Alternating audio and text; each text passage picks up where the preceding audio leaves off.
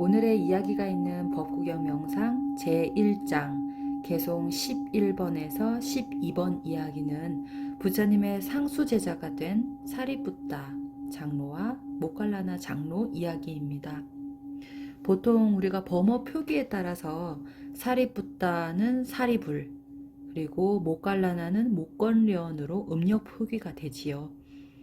우리가 여러분들이 알고 계시는 사리불, 목걸련 존자에 대한 이야기입니다. 경전에서 종종 부처님의 제자들 이야기가 나오는데 우리가 보통 잘 알고 있는 16아라한 혹은 10대 제자가 있지요. 그 가운데 손꼽히는 존자들이 거의 사찰의 나한전에 가면 볼 수 있어요. 고대 인도는 여러 가지 철학과 종교 사상이 그 당시에 번성을 했는데 부처님 제세 시에는 육사 외도의 철학 종교가 유행해서 사문들이 아주 많았다고 하지요. 그 중에 인도 전역에서 그 육사 외도가 그 전성했던 그 가운데 산자야라는 인물이 있는데 그 산자야의 제자였던 두 명의 사리불과 목걸련, 이 두 명의 제자가 부처님에게로 다시 귀의해서 그것도 상수 제자로 선언하신 것과 관련된 개송입니다. 즉 한마디로 정리하자면 부처님 제세 당시에 육사외도 가운데 산자야라는 어느 한 사문에 그 제자로 있던 사리불과 목건련이 그 당시에 부처님에게로 다시 이제 스승으로 다시 오게 된 거죠. 그러면서 그 산자의 제자들이 모두 다 부처님에게를 귀의하면서 아주 혁명적인 그런 이제 사건들이라고 볼 수 있죠. 자, 오늘의 이야기는 이제 그런 개송에 관련해서 인과에 대한 이야기입니다. 그러면 봄 명상에 들어가기 전에 몸과 마음이 편안해질 수 있도록 마음을 훈련하는 호흡 명상부터 먼저 해보도록 할게요. 여러분들이 지금 하시고 계시는 일들 중에서 잠시 모든 것을 멈춰 보시고 이 순간 지금 여기에 호흡에 집중해 보시겠습니다. 호흡이 고요해지기 시작하면 자연스럽게 내가 가지고 있는 망상과 잡념이 떨쳐지게 되지요. 그러면 호흡 명상의 몸 자세 기본 안내를 말씀드릴게요. 우선 여러분들이 지금 계신 그 자리에 편안하고 조용한 공간에 바른 자세로 앉아봅니다.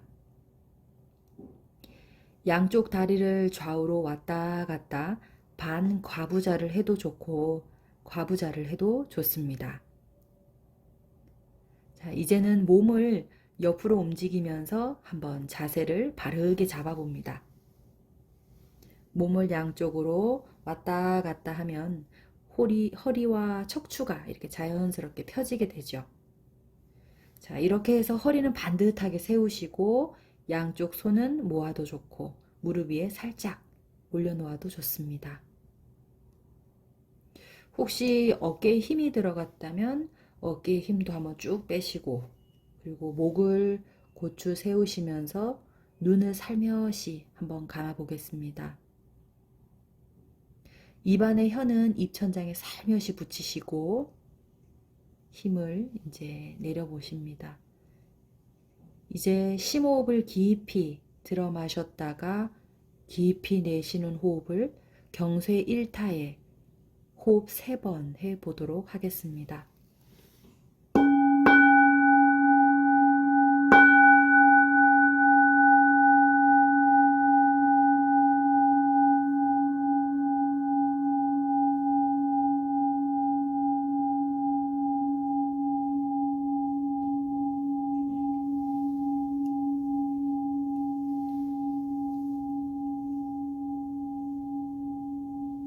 심호흡을 깊이 들이셨다가 내쉴 때 코끝이나 인중 혹은 아랫배 이 세 곳 중에 하나를 선택해서 주의력을 기울여 봅니다.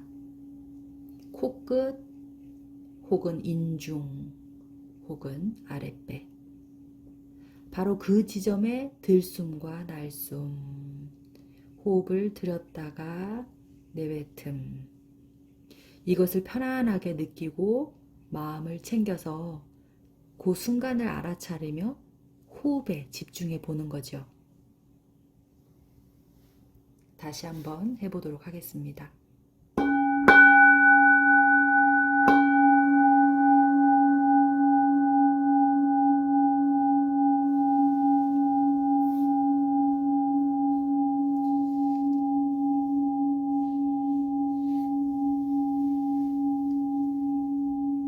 이때 호흡은 인위적으로 조절하지 마시고 그냥 전적으로 자연스럽게 지금 내 몸에 맞게끔 호흡을 편안하게 하시면 됩니다.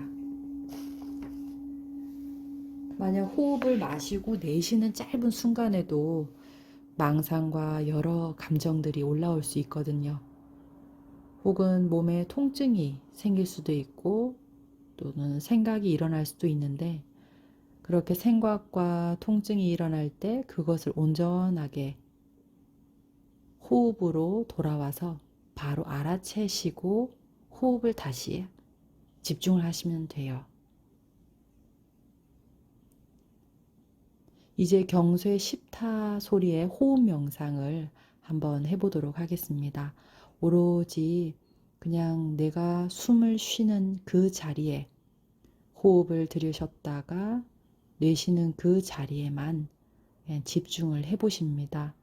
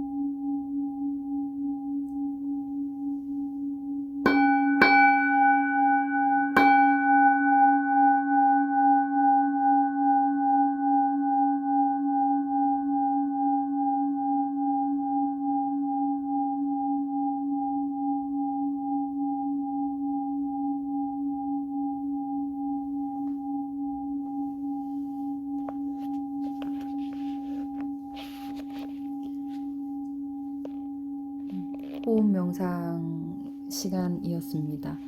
내 마음이 숨쉬는 호흡을 어떻게 잘 보셨는지요? 호흡 명상을 하는 그 순간순간에도 사실 들숨과 날숨, 그 짧은 순간에도 내 생각과 마음이 다른 곳으로 금방금방 옮겨갈 수 있어요. 바깥에 소리가 나거나 혹은 냄새가 나거나 혹은 내 촉각으로 느껴지는 모든 것들에 있어서 망상들이 금방금방 들어오는 거죠. 그럴 때 여러분들은 호흡을 함으로 해서 자꾸 바깥으로 의식이 끄달려가는 그 순간들을 알아채시고 난 다음에 바로 이 순간으로 몰입해 오는 그 과정들을 여러분들이 연습을 계속 하시게 되면 결국에는 온전히 내 마음의 주인으로 살아갈 수 있는 그러한 연습들로 반복이 되게 됩니다. 오늘은 이 호흡이 이제 여러분들에게 어떻게 느껴지는지 한번 잘 살펴보시고 이제 본명상에 한번 들어가 보겠습니다.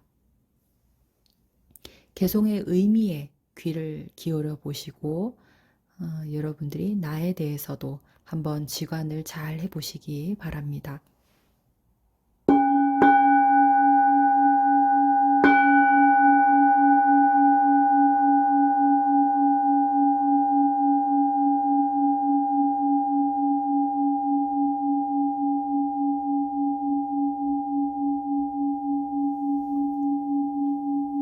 진실이 아닌 것을 진실이라 생각하며 진실을 진실이 아니라 생각하는 사람은 그릇된 생각에 빠져 있기 때문에 저 진실에 이를 수 없다.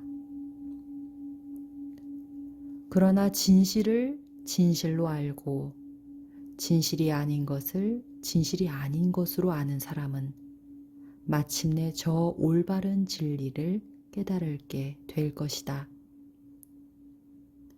그는 지혜의 빛 속에서 진리로 가는 길을 발견하게 될 것이다.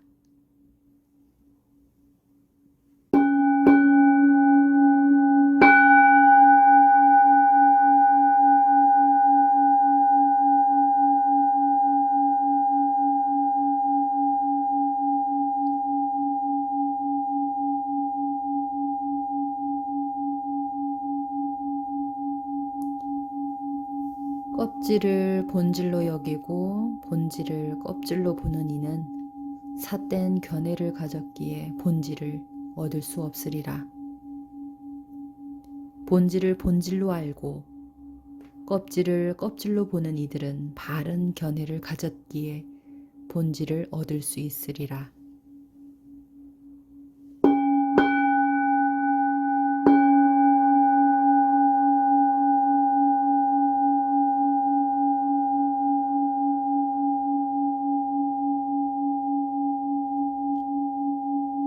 진실이 아닌 것을 진실이라 생각하며 진실을 진실이 아니라 생각하는 사람은 그릇된 견해에 빠져 있기 때문에 저 진실에 이를 수가 없다. 그러나 진실을 진실로 알고 진실이 아닌 것을 진실 아닌 것으로 아는 사람은 마침내 저 올바른 진리를 깨닫게 될 것이다. 그는 지혜의 빛 속에서 진리로 가는 길을 발견하게 될 것이다.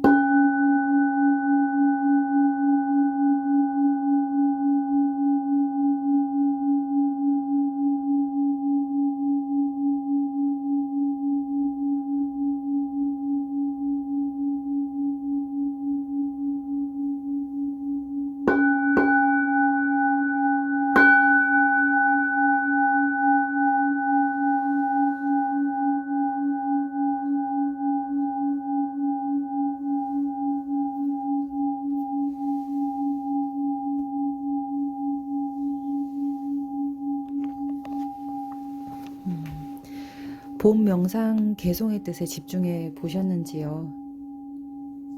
개송에서 본질은 진리, 깨달음, 이렇게 정신적인 것에 해당이 될 것이고, 껍질이라 한다면 이익이나 명예, 그리고 권력, 이러한 물질적인 것으로도 볼 수 있을 겁니다. 즉, 이것은 삶의 가치 기준을 어디에다 둘 것인가, 그리고 불행과 행복, 그 기준이 무엇인가에 대해서 아마 깨닫게 하는 개송이 아닌가 하는 생각이 듭니다. 우리가 삶을 살아갈 때 껍질과 같이 이익과 명예, 그런 물질적인 것에 우리 삶에 혹시나 가족과 자식들, 그리고 사랑하는 이들과 함께 얼마나 많은 것을 놓치고 있는지, 혹은 잘 지녀서 그 행복을 잘 누리고 가는지 한번 사유해 볼 만한 개송이 아닌가 생각이 듭니다. 오늘의 이야기는 윤회를 벗어난 해탈을 성취한 부처님이 이 세상에 출현하는데 수많은 과거생의 보살행, 육바라밀, 이것을 닦아서 수많은 생을 거쳐서 부처가 된다고 하지요. 끊임없이 공덕과 복덕을 한 생이라도 쌓아가는 것이 무엇보다 중요한 그런 오늘의 법구경 명상 이야기가 아마 될 것 같아요. 오늘의 그 개송에는 물론 부처님의 그 상수 제자로 사리불과 목걸련 존자에 대한 이야기입니다. 상수 제자가 된 연유, 그리고 인과의 공덕에 대한 이야기를 하는데, 물론 오늘 이야기는 그 이야기에 곁들여서 부처님의 생애부터 시작해서 그 깨달음과 그리고 전법 활동, 그리고 거기에서 사리불과 목걸련 존자가 어떻게 당신과 인연이 되어서 부처님의 상수 제자가 됐는지까지 이야기를 찬찬히 한번 해보도록 할게요.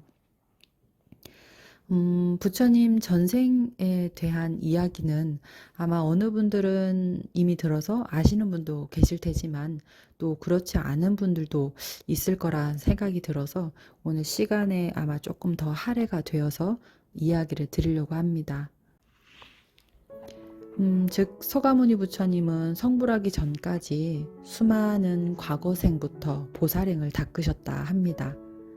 부처가 되기 전 보살행을 닦아서 이를 보살이라 부르지요. 우리 흔히들 보살님이라고 부르는 그 보살, 원래는 보살행이 그 부처님으로 가기 위한 그러한 수행 과정들, 실천 수행하는 그러한 행을 우리는 보살행 또는 보살이라 부릅니다.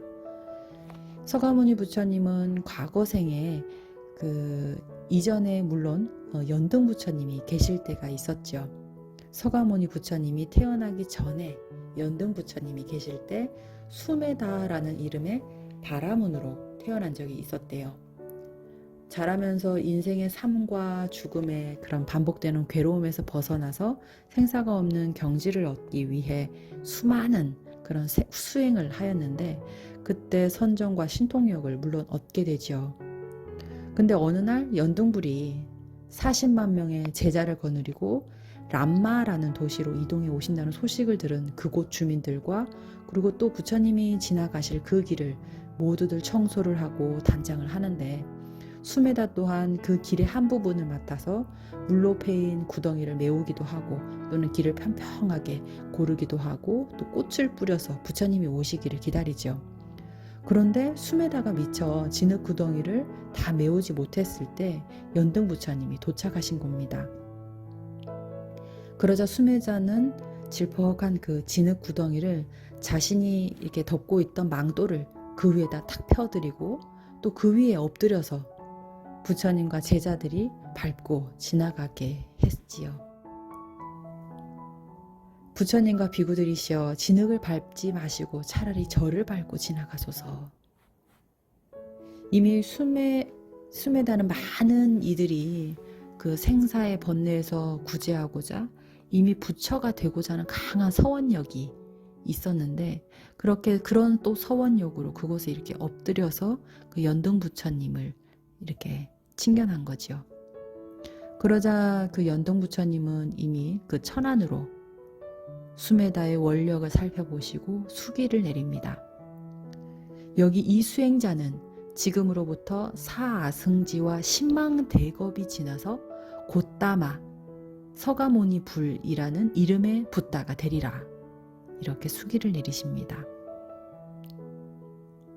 그 후로 부처님의 그 수기를 받은 그 수메다는 그 후로도 많은 생 동안 23분의 부처님이 또 세상에 출현하고 그렇게 해서 또 수기를 받고 출현하고 수기를 받으면서 계속해서 바람의 수행을 닦아 나가십니다. 그렇게 해서 그가 이제 보살로서의 마지막 삶, 그러니까 즉 부처가 되기 직전 단계의 보살로서 마지막 삶을 어느 왕자로 태어났을 때 자신의 아들과 아내를 보시하고 마지막으로 큰 바람이를 완성했다고 합니다. 그곳에서 어느 왕자의 수명을 다하고는 이제 마지막 천상계의 도솔천에서 마지막 호명보살로 계시면서 다음에 부처의 몸을 받을 곳을 두루두루 천안으로 살펴보시죠. 도솔천은 다음에 부처가 될 보살들이 보통 머무른다고 합니다. 도솔천. 그렇게 부처님 또한 그 과거의 모든 불보살이 그랬듯 당신도 인간 세상에 태어나서 그리고 또 어느 종족에 태어날 것이며 어느 생모를 또 둘 것이며 여러 조건들을 살펴보시고 이윽고 인도 카필라성 그것도 석가족 수또다나 왕의 왕자로 태어나기를 결정하고 그곳으로 가지요. 고타마 실타타는 왕자로서 부귀영화를 누리게 되는데 어렸을 때부터 또 젊은 시절을 보내는 와중에도 당신이 누렸던 그 수많은 부귀영화, 그런데 어느 날은 성문 바깥으로 놀러를 나갔다가 그때서 늙은 사람, 병든 사람, 그리고 죽은 사람 출가 수행자 사문으로 가서 그 네 분을 보게 되지요. 그러면서 생로병사를 여실하게 살펴보시다가 인생의 무상함을 느끼고 결국 성안에 그 아내 야소다라와 아들 라후라를 두고 출가의 길로 들어서게 되십니다. 그렇게 고타마 시탈타는 사문이 되어서 탁발하며 유행 생활을 하게 되는데 그 당신에게도 스승이 있었겠죠.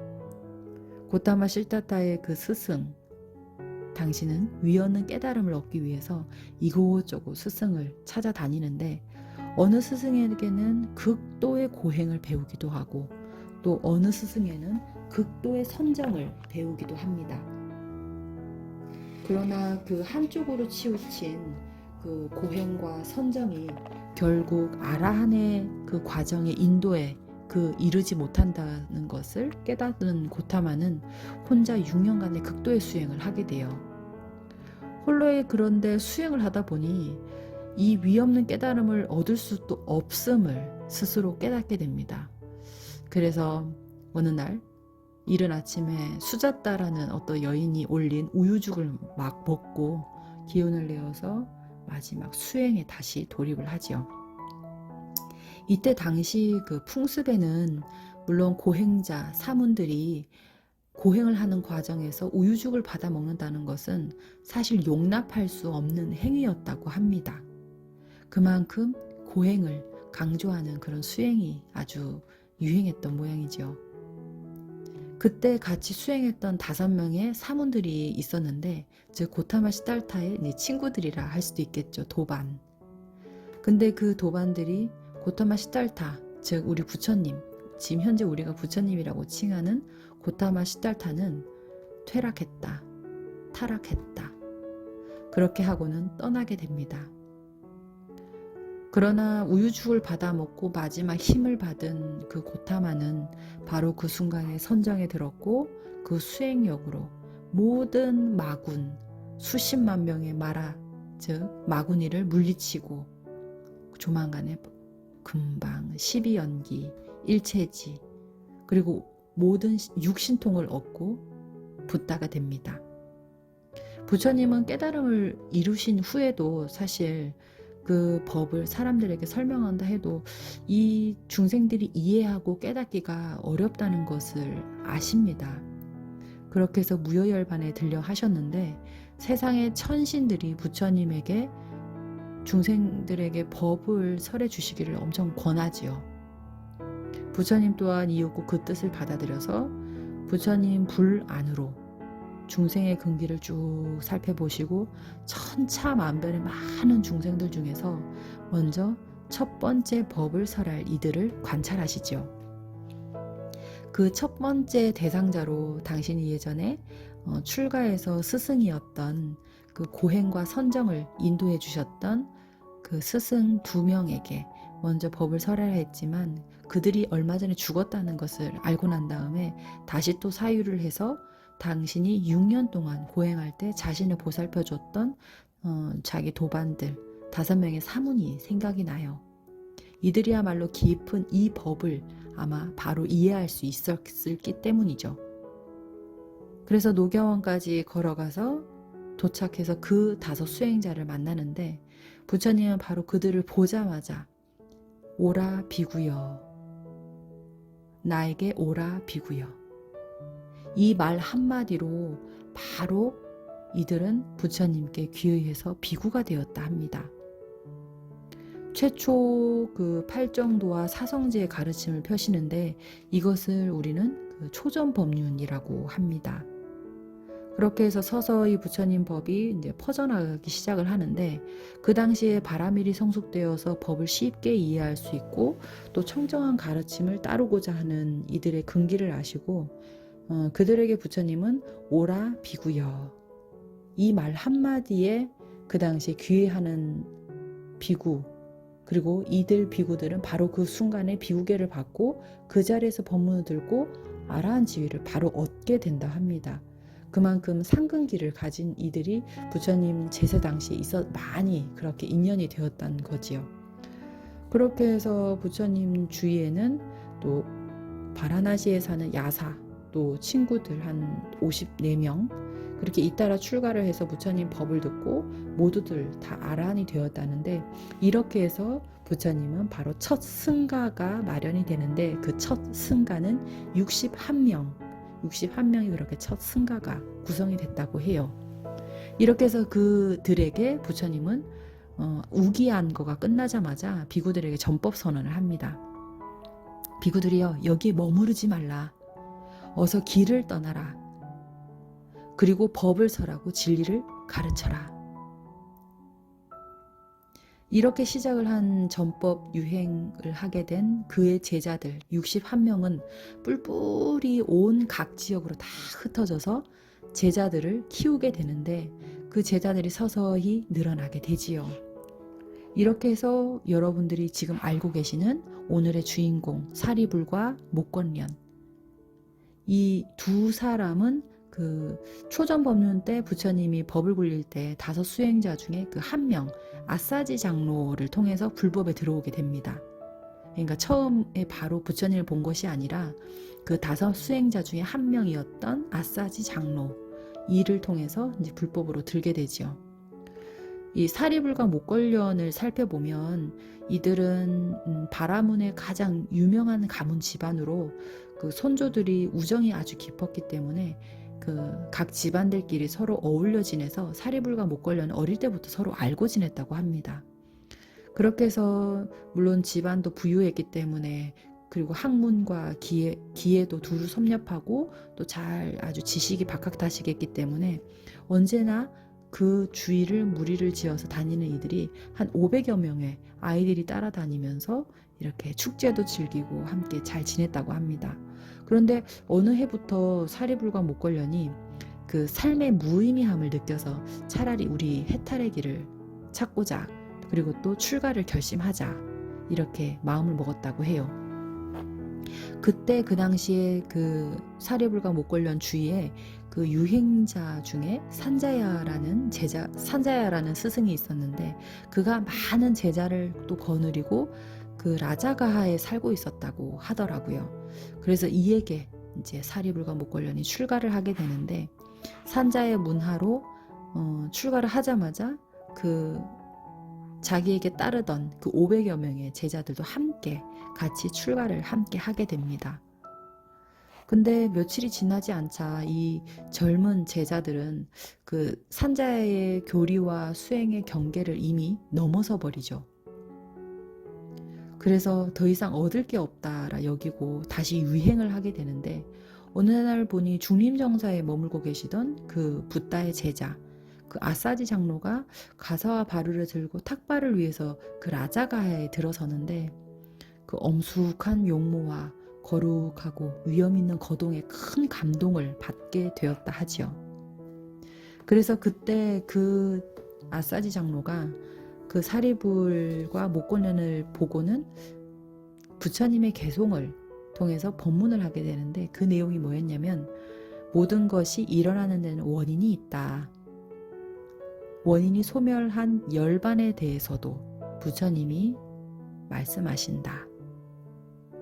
근데 이 법문을 듣는 순간 그 사리불과 목걸련이 환희심의 수다원을 바로 이렇게 얻고는 바로 곧장 부처님을 찾아가게 되지요. 그러자 또 사리불과 목걸련은 자기 스승을 함께 부처님께 기의해서 함께 공부를 하면 좋겠다 해서 산자에게 찾아갑니다. 그러나 지금까지 많은 제자를 거느리고 또 존경을 한 몸에 받았던 산자야가 다시 부처님의 제자, 즉 남의 제자가 된다는 것은 도저히 견딜 수가 없다고 말합니다. 그래서 그 숲속에 혼자 남게 되는데, 물론 그 사리불과 목걸련이 산자야 곁을 떠나서 부처님에게로 가자 그를 따랐던 500여 명의 그 제자들도 모두 함께 그 자리를 벗어나고 떠나게 되죠. 그러니 산자야는 그 텅 빈 숲을 보고 그만 피를 토하고 그 자리에서 죽어버렸다 합니다. 그래서 사리불과 목걸련이 차츰차츰 부처님 회상으로 그렇게 들어오는 것을 멀리서 부처님이 보시고는 부처님이 이야기를 하죠. 비구들이여, 저기 오는 사리불과 목걸련은 나의 상수 제자가 될 것이다. 이렇게 사리불과 목걸련이 이미 과거생부터 닦아왔던 수행과 공덕으로 부처님이 이끄는 대로 바로바로 한 단계씩 올라가서 결국에는 우리가 알고 있는 지혜제일 사리불, 신통제일 목걸련 존자, 이렇게 해서 신통을 얻게 되죠. 그 부처님 생전에 단 한 번 있다는 그 포사를 거행하면서 부처님은 많은 비구들 앞에서 상수제자 2사람을 임명을 하는데, 많은 이들이 편애한다고 여기면서 부처님에게 묻습니다. 그러자 부처님은 단도직입적으로 사리불과 목걸련의 전생에 이미 9번에 걸쳐 수확한 곡식을 공양을 올리면서 상수 제자가 되고자 서원을 세웠기 때문에 이렇게 일생에 상수 제자가 되었노라 라고 이야기를 하십니다. 물론 이들의 전생담도 함께 말씀해 주시는데, 그 91대겁 이전에 윗바시 부처님이 세상에 출현했을 때 이들 2사람은 이미 형제가 되어서 가정을 꾸리고 벼농사를 지었는데, 그 벼농사가 너무 잘 되어서 그 벼의 그 나다를 씹어 먹어 보니까 맛이 너무 고소하고 좋아서 부처님에게 올리고 싶어지는 거예요. 그래서 동생은 형에게 의논을 하죠. 그러나 아직 덜 익은 벼를 켜서 공양을 올리기에는 이르다며 오히려 형은 그것을 말리면서 이제 하지 말자라고 하는데, 동생이 계속 쫄라대자 형은 마지못해서 논을 둘로 나누어서 벼가 덜 익은 곳을 동생에게 주면서 네가 하고 싶은 대로 하라고 이렇게 주지요. 그러자 그 동생은 그 벼를 일단 그 덜 익은 벼를 추수해서 쌀로 만들어서 부처님과 비구들에게 또 공양을 올리고, 또 그 공덕으로 부처님의 가르침을 깨닫기를 소원을 또 말씀드리죠. 그렇게 해서 벼가 익어가지고 맨 처음 뱀 벼로 하고, 또 맨 처음 벼단을 묶은 벼로 하고, 또 계속 그 9번에 걸쳐서 계속 맨 처음 수확한 것으로 공양을 올리는데, 그 공덕으로 바로 부처님의 상수 제자가 되고자 하는 서원력을 이제 키우게 된 거죠. 그러니까 그렇게 한 이후로도 몇 겁의 생을 지나오면서 계속 끊임없이 부처님 시대에 출연하면서 상수제자가 되겠노라 라고 또 서원도 세우고 또 출가하고 또 수행하면서 업으로 그 생로병사 윤회의 고통을 벗어나기를 발언하고 해탈의 길을 구하고자 하는 그런 마음으로 끊임없이 육바람의 수행을 이제 실천하면서 서원력을 세우는데, 이렇게 해서 결국에는 현생에 이렇게 서가모니 부처님 세상에 태어나게 되면서 바로 상수제자로 이제 들어오게 되는 거죠. 그래서 부처님께서는 이미 이야기를 하세요. 많은 제자들 가운데 너희들을 편애해서 그렇게 임명하는 것이 아니다. 사리불과 목걸려는 이미 전생부터 서원하는 힘이 달랐고, 그리고 또 아라한을 증득하겠다라는 서원력에만 그쳤는 그런 수행자와는 다르다라고 이야기를 하십니다. 이렇게 많은 제자들 앞에서 서가모니 그 고타마 시달타 부처님은 상수 제자의 서원력으로 지금의 그 사리불과 목걸련이 상수 제자가 된 것임을 이야기하셨죠. 그리고 부처님과 인연되기 전에 그들을 사문으로 이끌었던 스승 그 산자야가 그 사견을 고집하고 그리고 껍질을 본질로 삼아 여기는 것을 지적하시면서 개송을 읊으셨지요. 물론 산자야는 그 사리불과 목걸련이 함께 부처님에게 가서 귀의하자는 이야기에 오히려 사리불과 목걸련에게 이야기를 합니다. 제자들이여, 이 세상에는 어리석은 자와 현명한 자 중에서 어리석은 자가 많지 않냐. 현명한 자들은 사문 고따마에게 가도록 하고 어리석은 자들은 오히려 내게 와라. 그 어리석은 자들은 내게 오게 하라. 이렇게 하면서 부처님께 귀의하는 것을 거절하게 되지요. 이렇게 산자의 사견을 지칭해서 부처님은 그렇게 개송을, 오늘의 개송, 그 껍질을 본질로 여기고 본질을 껍질로 보는 이는 삿된 견해를 가졌기에 본질을 얻을 수 없으리라. 본질을 본질로 알고 껍질을 껍질로 보는 이들은 바른 견해를 가졌기에 본질을 얻을 수 있으리라. 이렇게 이야기를 합니다. 오늘의 이야기는 많은 교훈을 주지요. 육바라밀을 닦아서 윤회 고리를 벗어나려고 끊임없이 수행하고, 또 내 마음자리를 어떻게 가지고 한순간이라도 어떻게 진심 그리고 정성을 다하느냐에 따라서 인과 과보는 확연하게 차이가 납니다. 물론 부처님 곁에서 법을 듣는 인연 또한 감사하지만 이들 제자들에게도 각각의 서원력이 달랐기 때문에 어느 누구는 상수 제자가 되고 또 어느 누구는 그냥 함께 법을 듣는 제가자 신도가 또 되기도 하고, 또 어느 누구는 법을 들어도 귀의하지 않게 된다는 거예요. 여러분도 오늘 법구경 명상의 인연으로 바로 지금 이 자리에서 진심으로 발언을 한번 해봅시다. 미래의 미륵부처님이 출연하는 세상에 상수제자 되기를, 모든 이들이 윤회의 고통에서 벗어나 행복한 삶을 누리기를, 이 생의 한순간이라도 진심으로 세운 이 서원역의 마음자리 한순간이 앞으로 하늘과 땅 차이, 정말 아주 큰 차이가 날 정도로 인과의 형태는 아마 달라지게 될 겁니다. 오늘은 개송뿐만 아니라 부처님의 생애 이야기, 그리고 그들의 제자에게 설한 경전들이 좀 마음에 다가오는데요. 여러분의 보시공덕, 그리고 오계를 또 지키는 공덕, 참고 인내하는 인욕의 공덕, 고요하게 명상하는 선정의 공덕, 이렇게 습관을 들여서 기도하고 명상하는 정진력으로 또 지혜를 얻게 되는 공덕, 살생하지 않고 도둑질하지 않고 사음하지 않고 거짓말을 하지 않는 그런 공덕들, 이런 것들이 여러분의 가족들과 또 나의 인연 있는 분들에게 회양되기를 바라옵니다. 오늘의 법구경 명상을 함께한 이들과 또 미래세 부처님 회상에서 제자가 되어서 만나기를 바라옵니다. 오늘의 개송을 마지막으로 한 번 더 독송을 하고 여기서 명상을 마치도록 하겠습니다.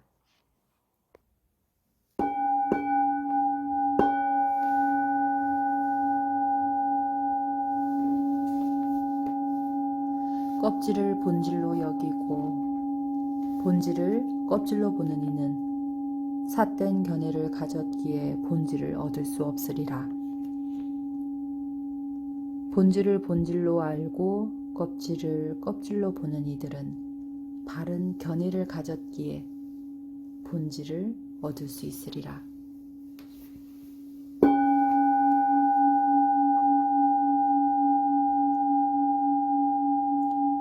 진실이 아닌 것을 진실이라 생각하며 진실을 진실이 아니라 생각하는 사람은 그릇된 생각에 빠져 있기 때문에 저 진실을 이룰 수 없다. 그러나 진실을 진실로 알고 진실이 아닌 것을 진실 아닌 것으로 아는 사람은 마침내 저 올바른 진리를 깨닫게 될 것이다.